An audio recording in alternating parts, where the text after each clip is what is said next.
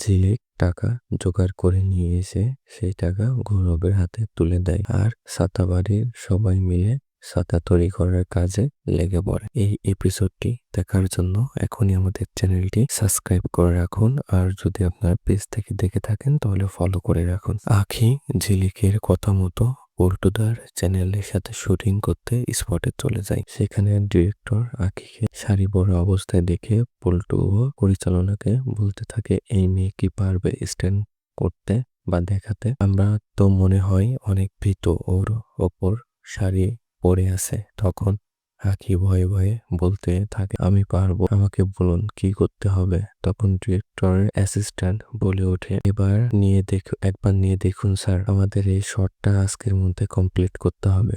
Director তখন রাজি হয়ে যায় আর আখিকে প্রক্সি হিসেবে সেজে আসার জন্য তার হাতে স্ট্যান্ড ড্রেস ধরিয়ে দেয় এবং বলে ওঠে, ওই রুমে গিয়ে এই ড্রেসটা পরে আসো। আখি সেই রুমে গিয়ে ড্রেসটা হাতে নিয়ে ঝিলিককে ফোন দিতে থাকে।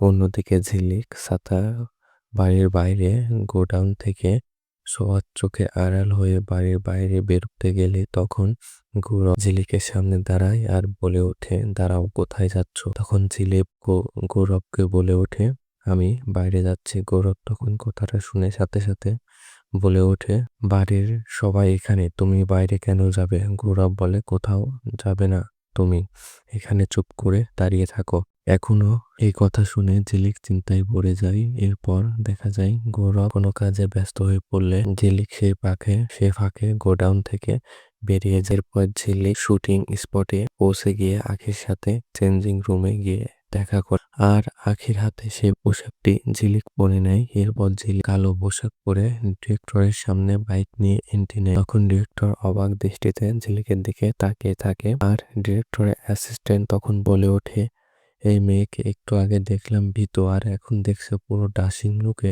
চলে এসেছে। আমার মনে হচ্ছে এই মেয়েটা হাঁটিয়ে দিই। তখন ডিরেক্টর ভিডিও সিনকে রেকর্ড করার জন্য রিং এর মধ্যে আগুন লাগিয়ে দিতে বলে আর বলে, রেডি, ক্যামেরা, অ্যাকশন।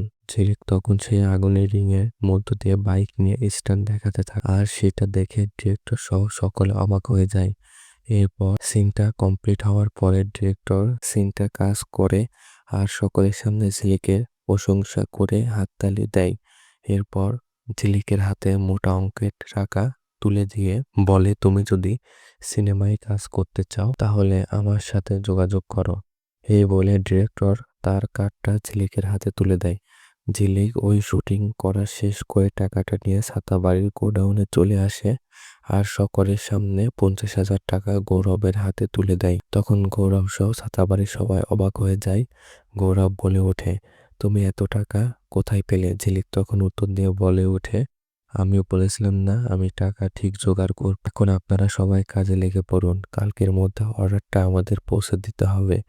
এরপর দেখা যায় জেঠুমনি কর্মচারীদের নিয়ে ছাতা তৈরি করার র ম্যাটেরিয়াল কিনতে যায় আর ছাতা বাড়ির সবাই মিলে 24 ঘন্টা কাজ করতে থাকে। এক পর্যায়ে 400টি ছাতার উপরে ছাতা বানিয়ে ফেলে। এদিকে ছাতাগুলো দেখে জেঠুমনি সহ সকলে খুশি হয়ে যায়।